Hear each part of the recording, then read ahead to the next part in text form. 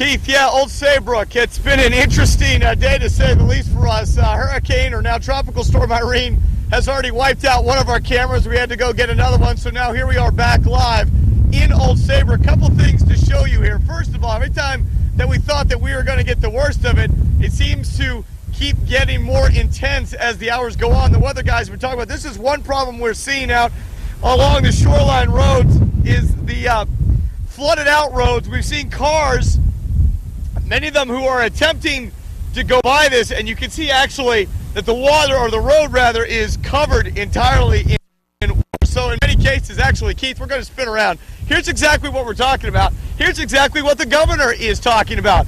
These are people, this is not an emergency vehicle.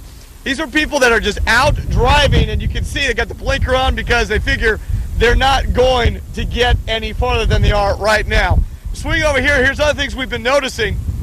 When we got here, this is all sand from the beach. This is sand from the beach that has been pushed onto the roadway. This is a parking lot, and this view is very similar to what you saw Kent Pierce doing.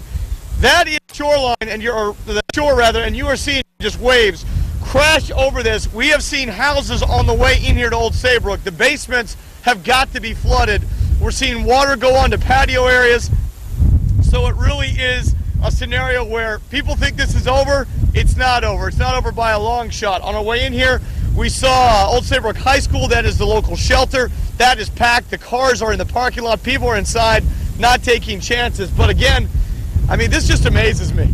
I've covered a lot of hurricanes, Keith. I know you have too when you worked in Florida. I am just always amazed. And I guess you could say there is some hypocrisy when we're out here doing this. Of course, that's our job. But the folks that are driving out here, we have seen down power lines, we have seen down trees, we have seen flooded out roads. We've seen bridges with water over them, and people are trying to drive over that, drive through it.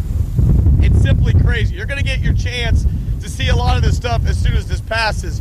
But I can tell you, firsthand experience here, it may be Tropical Storm Irene, but it still feels like Hurricane Irene because the wind is got to be about easily 50, 60 mile an hour wind gusts, and here it comes again, just whipping right across. Wow.